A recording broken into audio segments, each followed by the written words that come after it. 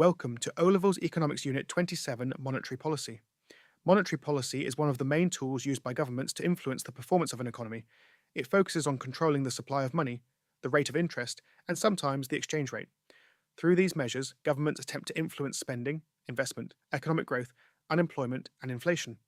To understand monetary policy, it is important to first understand the concept of the money supply.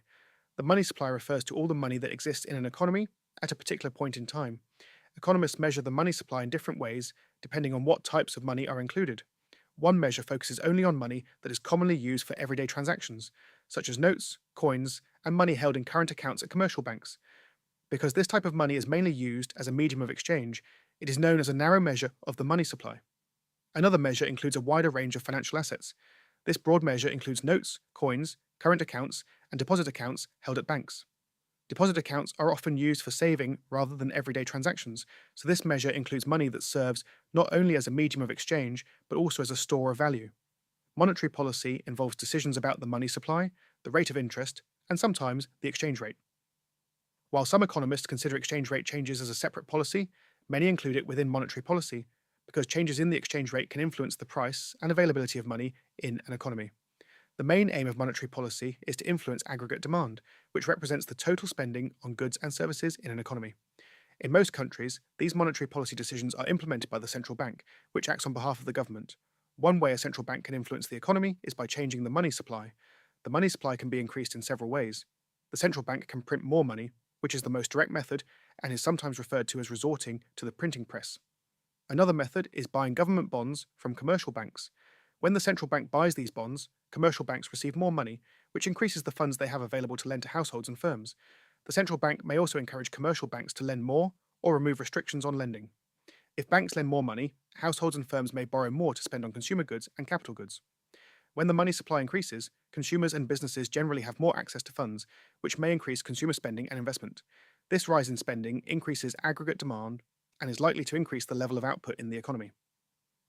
The most commonly used monetary policy measure in many countries today is changing the rate of interest. When a central bank changes the rate of interest it charges to commercial banks, those banks usually adjust the rates they charge their customers. If the central bank raises interest rates, borrowing becomes more expensive.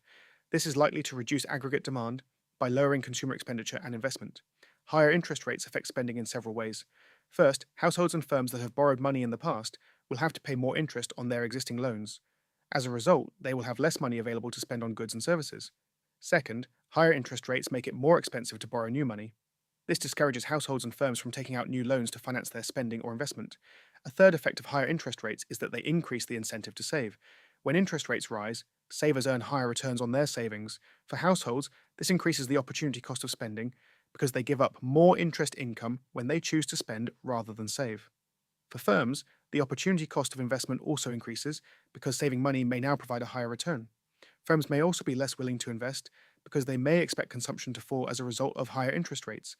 Some households and firms that save money may receive higher interest income and therefore spend more. However, borrowers are generally more likely to reduce their spending than savers are to increase theirs. As a result, the overall effect of higher interest rates is likely to be a reduction in consumer expenditure. Higher interest rates may also influence the foreign exchange rate. When interest rates rise, foreign investors may be attracted to invest in the country in order to earn higher returns. This increases demand for the country's currency and can cause the exchange rate to rise. A higher exchange rate makes exports more expensive for foreign buyers and imports cheaper for domestic consumers. As a result, exports may decrease and imports may increase, leading to a fall in net exports and a reduction in aggregate demand. At times, a central bank may decide to keep the rate of interest unchanged for a relatively long period. Maintaining stable interest rates can provide certainty for households and businesses. This stability can make economic planning easier and may encourage firms to invest because they can better predict their borrowing costs. Governments may also influence the exchange rate as part of monetary policy.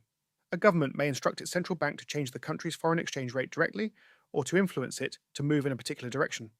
For example, a government may want the value of its currency to fall in order to encourage an increase in exports.